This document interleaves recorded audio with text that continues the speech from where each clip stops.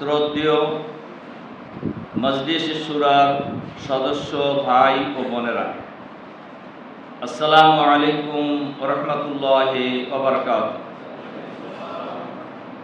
আল্লাহ তাআলার শুকরিয়া যে আমরা মহানগরীর মজলিস শুরার ভাই বোনদের নিয়ে আল ফালাহ মিলনায়তনে এই জাতীয়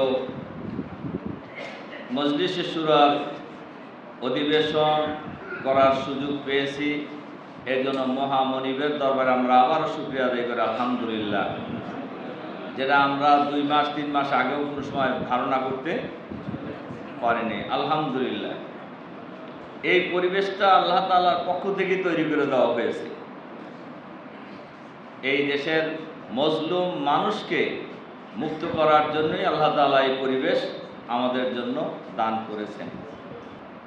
বাংলাদেশ 1971 সালের স্বাধীনতা লাভের পর থেকে যে উদ্দেশ্যে এই দেশ, এদেশের মানুষ, এদেশের সকল শ্রেণী পেশার মানুষ ঐক্যবদ্ধভাবে লড়াই করে সংগ্রাম করে দেশ স্বাধীন এদেশের মানুষ করেছিল, আমরা যারা তখন একেবারেই ছোট ছিলাম, আমরা যা শুনেছি, বই পড়ে যা বুঝেছি, যে দেশের মানুষকে সার্বিকভাবে মুক্তিদানের লক্ষ্যেই এই আন্দোলন, এই সংগ্রাম, এই স্বাধীনতা যুদ্ধ হয়েছিল। কিন্তু দেশ স্বাধীনতা লাভের পর থেকে যারাই ক্ষমতায় এসেছেন, যে উদ্দেশ্যে দেশ স্বাধীন হয়েছিল, সেই উদ্দেশ্য আজও পরিপূর্ণভাবে বাস্তবায়িত হয় নাই। এটা যারা ক্ষমতায় ছিলেন তাদেরকেও যদি জিজ্ঞাসা করা হয়, তারাও বলবে যে হ্যাঁ, আসলে এটা পরিপূর্ণভাবে বাস্তবায়িত হয়নি। এটার মূল কারণই ছিল, যারাই দেশ স্বাধীনতা লাভের পর থেকে পর্যন্ত ক্ষমতায় ছিলেন, কোন সরকারই নিজেরা যখন ক্ষমতায় ছিলেন নিজেরা কোনো গণতন্ত্রের চর্চা করেন নাই, বরঞ্চ যারাই ক্ষমতায় ছিলেন তারাই ক্ষমতাকে পাকাপোক্ত করার জন্য যা প্রয়োজন তাই করেছেন। প্রয়োজনে সকল দলকে আনুষ্ঠানিকভাবে নিষিদ্ধ ঘোষণা করে একদলীয় বাকশালও কায়েম করা হয়েছিল। এবারের গত 15.5 বছরের শাসন আমলে, স্বৈরাচারী ফ্যাসিবাদী শাসন আমলে আনুষ্ঠানিকভাবে ঘোষণা দিয়ে সকল দলকে নিষিদ্ধ না করলেও কার্যত সকল দলের রাজনৈতিক কর্মকাণ্ড পরিচালনা করার ক্ষেত্রে নিষেধাজ্ঞা ছিল। কেউই স্বাধীনভাবে তাদের রাজনৈতিক কর্মকাণ্ড পরিচালনা করতে পারেন নাই। একথা ঐতিহাসিকভাবে সত্য। বিশেষ করে জামাত ইসলামী তো পারেই নাই।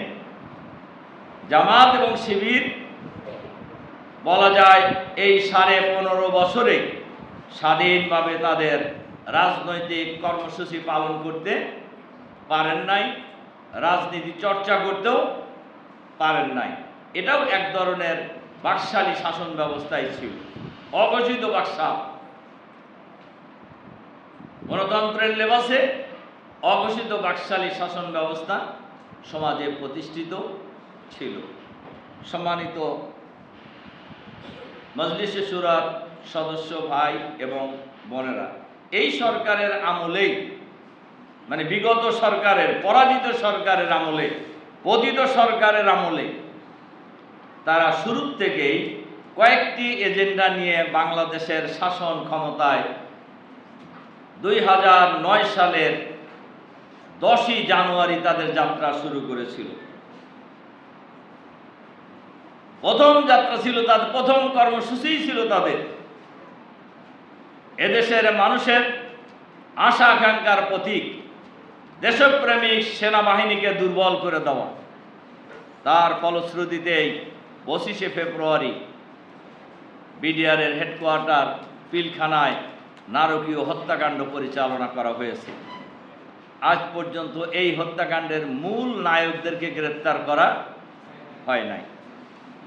আমরা আজকের এই মজলিসে শুরার অধিবেশনে আমরা আহ্বান জানাবো অন্তর্বর্তীকালীন সরকারের কাছে 25শে ফেব্রুয়ারি পিলখানা হত্যাকাণ্ডের যারা নায়ক, যারা নির্দেশদাতা, এদেরকে অবিলম্বে গ্রেপ্তার করে বিচারের আওতায় আনতে হবে।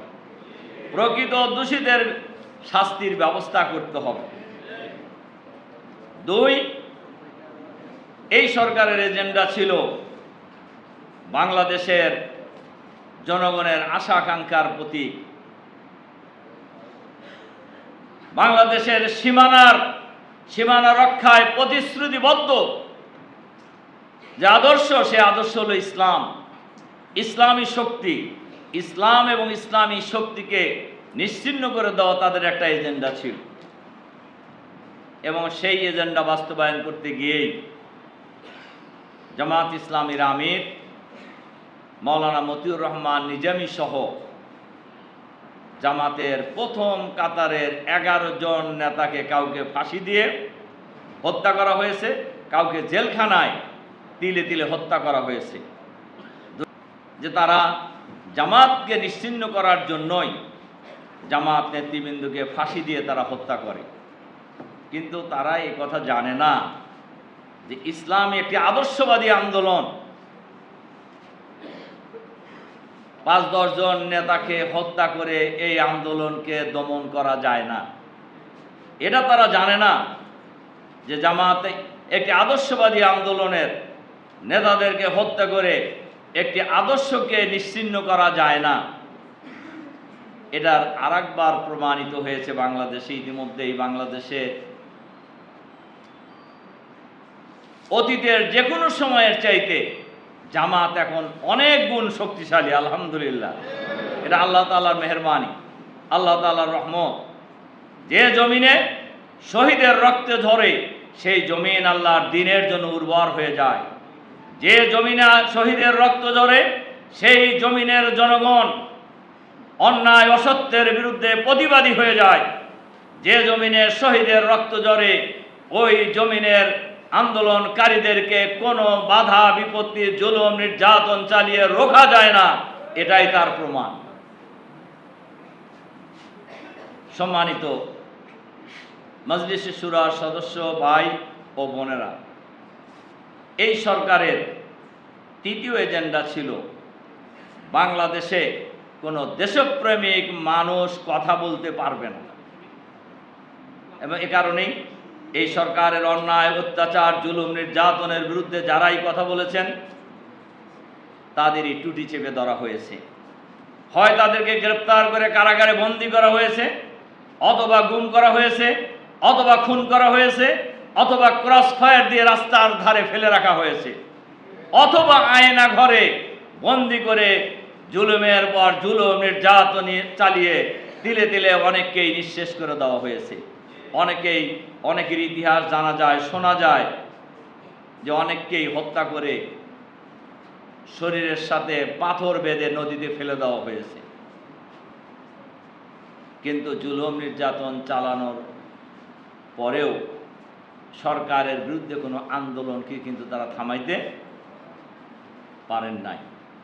গত যে আন্দোলন হয়েছে সেই আন্দোলনে বৈষম্য বিরোধী ছাত্র আন্দোলনের ব্যানারে কোটা বিরোধী আন্দোলন হলেও এক পর্যায়ে এ আন্দোলন ছাত্র জনতার আন্দোলনে পরিণত হয়ে যায়। কর্মসূচি দিয়েছে ছাত্ররা, কিন্তু কর্মসূচি বাস্তবায়ন কি শুধু ছাত্ররা করেছে? শুধু ছাত্ররা করেন নাই। এখানে রাজনৈতিক দলের লোকেরা জড়িত হয়েছে, নেতা কর্মীরা জড়িত হয়েছে, কৃষক জড়িত হয়েছে, শ্রমিক জড়িত হয়েছে, রিক্সাওয়ালা জড়িত হয়েছে। সকল শ্রেণী পেশার মানুষ ঐক্যবদ্ধভাবে এই আন্দোলনকে শুধু সমর্থন দেয়নি, ইয়াং মায়েরা বাচ্চা কোলে নিয়ে রাজপথে নেমে গেছেন খাবার নিয়ে মিছিলকারীদের জন্য। সুতরাং এই আন্দোলনের জন্য কে মোটিভেশন চালাইছে? কেউ মোটিভেশন চালাইছে? জামাত চালাইছে? বিএনপি চালাইছে? ছাত্ররা চালাইছে? না, নিজ উদ্যোগে